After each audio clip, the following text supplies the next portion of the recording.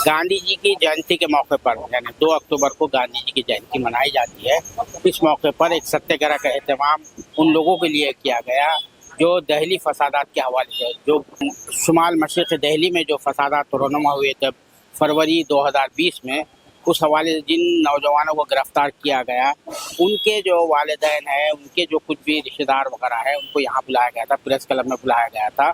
और ये जो सियासी कैदी है उनकी रिहाई के लिए यहाँ पर मुतालबा किया गया। उनके वालिदैन और उनके रिश्तेदार यहाँ मौजूद है, आइए उनसे बात करते हैं। सबसे पहले बात करते हैं शादाब अहमद के वालिद से। शादाब अहमद साहब जो है, ये नौजवान जो है जामे में पढ़ते हैं, इनको जो है गिरफ्तार किया गया है, अभी तक इनको बेल भी नहीं मिली है। आइए आप बताइए, 4 साल हो रहे हैं। हाँ। आपका लड़का जो है गिरफ्तार है, अभी तक कोई न मुकदमा चला है न जमानत। और ये जो है सरकार की तानाशाही है, जबकि हमारे बच्चों ने कहीं कुछ ऐसा नहीं किया कि जो देश के या सरकार के खिलाफ बोला। हमारे बच्चों ने संविधान के दायरे में रह करके और लोकतंत्र के दायरे में रह करके जो काले कानून बनाए थे उनकी मुखालफत की थी। तो हमारे बच्चों ने कोई जुल्म नहीं किया, इसका हमें अधिकार संविधान देता है। जो सरकार काले कानून बनाए उसके खिलाफ प्रोटेस्ट करने का संविधान हमको इजाजत देता है। तो हमारे बच्चों ने गलत तो कोई किया नहीं, न किसी के खिलाफ कुछ गलत बोला है। तो हमारे बच्चों को तो जबरदस्ती तानाशाही के उसमें उनको फंसाया गया है, मुकदमात बनाए गए हैं। शुरू में छोटे मुकदमे बनाए, उसके बाद मुकदमे बनाए और बनाते बनाते यूएपीए लगा दिया है। कोई उनके पास सबूत नहीं, कोई कुछ नहीं है, तो क्यों नहीं हमारे बच्चों को बेल मिल रही है?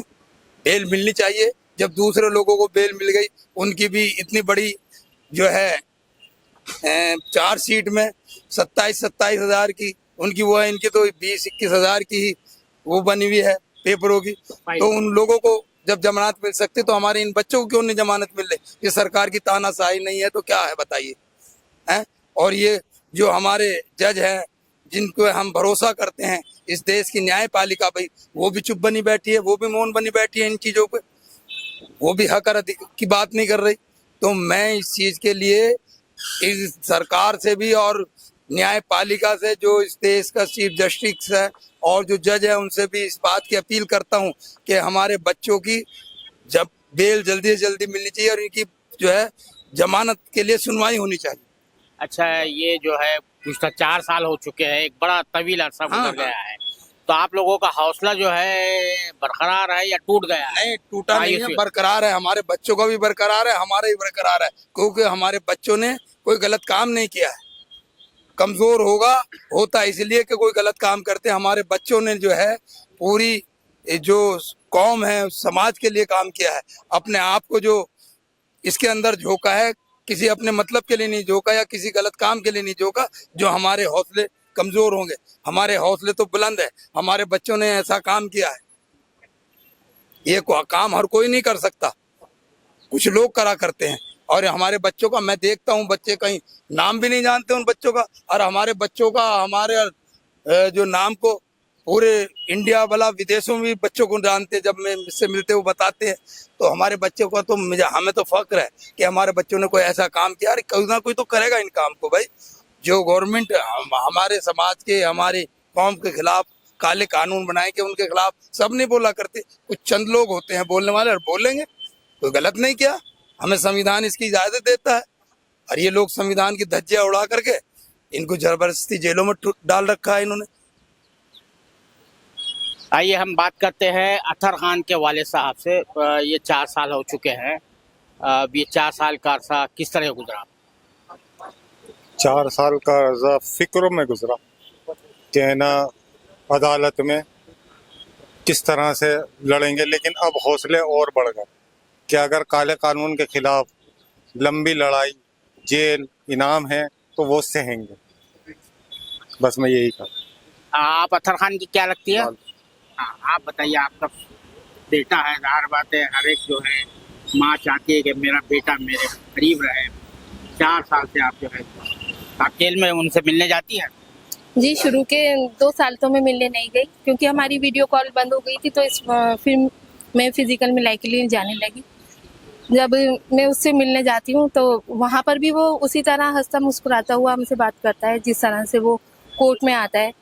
और हमारे मतलब 2.5 साल से हमारा भी केस हाई कोर्ट में चल रहा है, लेकिन जब भी हाई कोर्ट में बात होती है बार बार 4 बार वहाँ के जज बदल चुके हैं। 62 बार हमारे हाई कोर्ट में मतलब सुनवाई शुरू हो, इस बात के लिए हमें तारीख मिली है, पर अभी तक कुछ नहीं हुआ। तारीख पर तारीख यही होता है। तो आपको अदलिया से अभी भी उम्मीद है कि आपके लड़के को इंसाफ मिलेगा? बेशक अल्लाह से उम्मीद है, हर मुश्किल के बाद आसानी है, तो हमें भी उम्मीद है कि हमारे बच्चे को इंसाफ मिलेगा, क्योंकि गलत काम उसने किया नहीं। गलत काम किया होता तो हम कहीं ना कहीं हम भी सोचते कि गलत काम किया है तो टाइम तो लगेगा ही, लेकिन जब उसने गलत किया ही नहीं, और ये ना सिर्फ हम जानते हैं, ये सरकार भी अच्छी तरह जानती है कि कोई गलत काम नहीं किया है। प्रोटेस्ट करना हमारा कानूनी अधिकार है, और उसी को पीसफुली मतलब प्रोटेस्ट चल रहा था, पर जो दिल्ली दंगों की साजिश है वो भी सरकार की तरफ से थी, और इन पर जो ये केस लगाए गए हैं इन्हें रोकने के लिए, ये भी सब सरकारी तंत्र काम कर रहा है। जो इनको आसानी से बेल नहीं मिल पा रही है, ये मुझे लगता है कि ये सरकारी तंत्र है जो इनको आसानी से बेल ना हो इस पर काम कर रहा है, और इन्हें बाहर आने में परेशानी हो रही है, उनको जमानत नहीं हो रही। आप बताइए कि मीरान हैदर जो है जामिया मिलिया इस्लामिया, शर्जील इमाम जो है JNU जवाहरलाल नेहरू यूनिवर्सिटी, और उमर खालिद भी जवाहरलाल नेहरू यूनिवर्सिटी, तो यूनिवर्सिटी के जो तलबा है उनको गिरफ्तार किया गया। आपका भाई है ना वो? जी जी। हाँ, तो आप बताइए उनके बारे में, मीरान के बारे में। जी, इमरान हैदर हमारा भाई है। और अ, जो ये प्रोटेस्ट CA-NRC का शुरू हुआ तो उससे लगा कि जैसे हम इस देश के रहने वाले हैं, और हमारा वतन एक CA-NRC और एक ऐसा काला कानून आ रहा है जिसकी वजह से हमारी वतन की बर्बादी हो जाएगी। जो नेहरू और गांधी ने प्रोटेस्ट करके अंग्रेजों से लड़ा था, देश को आज़ाद किया था, जिसमें बहुत सारे मुस्लिम हिंदू सभी शहीद हुए थे उस देश की आज़ादी में। तो हमेशा से गांधी जी और अंबेडकर और भगत सिंह और अशफाकुल्ला वो सब उसके मतलब उन सबको अपना आइडियल माना, और उसको ये लगता था कि नहीं, अगर हम ये हमारे आइडियल है और इन्होंने इतनी कुर्बानियां दी हैं तो हमें इस देश के लिए लड़ना होगा। और उसी वजह से जो है उसने प्रोटेस्ट में हिस्सा लिया, और पूरी ऑनेस्टी और पूरी ईमानदारी के साथ। उसमें ये हिंदू और मुस्लिम की कोई बात नहीं थी, ये एक हमारे देश की आज़ादी की बात थी। और काला कानून जो CA-NRC का है वो ऐसे ही था जैसे अंग्रेजों से लड़ना था। तो उसमें उसने अपना हिस्सा लिया और पूरी ईमानदारी के साथ अपनी वतन की मिट्टी के लिए, लोगों के लिए उसने प्रोटेस्ट किया, और उसमें हमें फख्र है कि उसने कोई गलत काम नहीं किया और उसने पूरी ईमानदारी के साथ प्रोटेस्ट किया। और इंशाल्लाह ताला मुझे उम्मीद है न्यायपालिका से कि उसे इंसाफ ज़रूर मिलेगा, लेकिन अगर वो सही टाइम पे इंसाफ मिल जाए और तो ये बहुत अच्छी बात होगी। हमेशा ही जैसे डेट वगैरह पड़ता है तो मतलब 2 मिनट 1 मिनट की सुनवाई होती है, और उसके बाद से जो है अगली डेट मिल जाती है 3 महीने 4 महीने की। तो अब एक सोचिए कि एक फैमिली मेम्बर जो पेरेंट्स हैं, मतलब हमारी माँ का तो इंतकाल हो चुका है, हमारे अब्बा हैं, हम बहनें हैं, हम सभी इंतज़ार करते हैं। जाहिर सी बात है हर किसी को न्याय से उम्मीद होती है कि आज हमारे भाई की डेट लगी हुई है और क्या होगा, सबको अच्छाई की उम्मीद होती है। तो हम जो जजेस हैं तो हम उनसे कहेंगे कि बराए मेहरबानी इस पर अच्छे से ध्यान दें और ज़मानत दें, बहुत मेहरबानी होगी। बस इतना ही कुछ कहना है। आप मीरान हैदर के वालिद हैं, ज़ाहिर बात है 4 साल से इंतजार कर रही है। आपकी बेटी कह रही, हाँ 4 साल से ज़्यादा का अर्सा हो चुका है। आपकी बेटी भी कह रही है कि समात नहीं होती, सुनवाई नहीं होती, 1 मिनट 2 मिनट में ख़त्म हो जाती है। तो ज़ाहिर बात है आपके अंदर कहीं ना कहीं कुछ मायूसी पैदा हुई। जरूरी मायूसी पैदा हो गया हमें। अब जमानत बना सुनवाई होती तो 4 साल से ज़्यादा अरसा हो गया है। सुनवाई अगर कंटिन्यू होती तो उस पर कुछ ना कुछ डिसीजन मिलता, और जमानत होती उसकी, वो तो कोई गलत काम नहीं किया, कहीं से भी अगर कोई प्रूफ नहीं है उनको गलत काम करने का। हाँ, ये CNN के खिलाफ आवाज़ उठाया, प्रोटेस्ट किया, यही उसकी गलती है। ये तो गलती नहीं है, यह लॉ में है कि अपने किसी के हुकूमत के खिलाफ कोई आवाज़ आप उठा सकते हैं। ये तो हट के तो कानून के खिलाफ नहीं किया, उसका हक था, किया, सबके लिए किया। अब इसी पर धारा और लगा के जो है अंदर किया गया है, और इंशाल्लाह जो आज न कल तो छूट रहा है, जब तक है तब तक है, छूटेगा ही एक दिन। न्यायपालिका पर हमें भरोसा है और हमारी रिक्वेस्ट है न्यायिक पालिका का इस केस को जल्दी से जल्दी देखे, सुनवाई करे और फैसला करे। आपको मिल्लत की तरफ से यानी मुसलमानों की तरफ से, कम्युनिटी की तरफ से कोई मदद मिल रही है? नहीं, कोई खास मदद नहीं है। केस कौन लड़ रहा है आपका? केस बस कुछ कम्युनिटी है वो लोग देते हैं, कुछ हम खर्च करते हैं जी।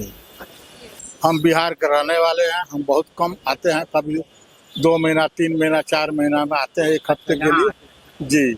मिलते हैं जी, बेटे से मिलते हैं, हमारी बेटी यहाँ रहती है, सब आते हैं, बेटियों से मिलते हैं, बेटे से मिलते हैं, मुलाकात वगैरह हो जाती है, उसके बाद चले जाते हैं। सियासी कैदियों के रिहाई के मुतालबे की गर्ज से प्रेस क्लब ऑफ इंडिया में सत्याग्रह का एहतमाम किया गया था। सत्याग्रह आप जानते हैं गांधी जी का एक हथियार था, अपने आवाज़ को बुलंद करने का, इंसाफ हासिल करने का एक तरीक़ा था। तो उसी हवाले से, उसी तरीक़े को अख्तियार करते हुए, उसी रिवायत को इस्तेमाल करते हुए यहाँ पर सत्याग्रह की गई थी। सियासी कैदी जैसा कि इससे पहले भी हमने बता चुके हैं, उमर खालिद, शर्जील इमाम, मीरान हैदर, गुलफिशा और भी दीगर जो लोग हैं जो है नक्सल के नाम पर और दीगर हवालों से जो गिरफ्तार किए गए लोग हैं, इस हुकूमत का जो इताब उन लोगों पर जारी है। जो लोग भी उसकी पॉलिसी से इख्तलाफ करते हैं, उसके खिलाफ आवाज़ उठाते हैं, उन्हें जेलों में ठोस दिया जाता है।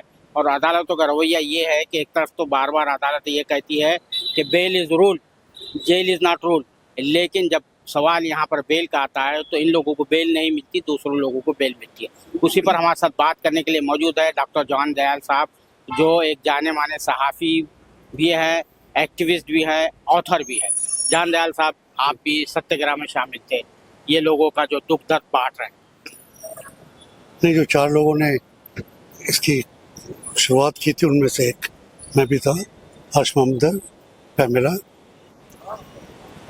सत्याग्रह, क्योंकि कल 2 अक्टूबर है और कल दिल्ली में कोई सत्याग्रह करने की इजाज़त नहीं है, आज भी नहीं है एक तरीके देखा जाए, मगर बहुत ज़रूरी है कि आवाज़ उठाई जाए। आज बड़ा अंधे नकली चौपड़ राज है यहाँ पर।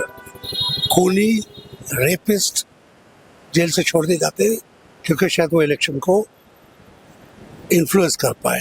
राम रहीम एक आदमी से बहुत बड़ी काली मिसाल है, मगर जिन्होंने कोई गुनाह नहीं किया, जिनको सरकार समझती है कि उसकी खिलाफत कर रहे हैं या जो ये बोल रहे हैं उससे दूसरे लोगों को शय मिलेगी, या जो ये बोल रहे हैं ऐसी बातें ला रहे हैं सामने जिससे सरकारों को शर्मसार होना पड़े, तो उनको धर पकड़ करके अंतर कर देते हैं।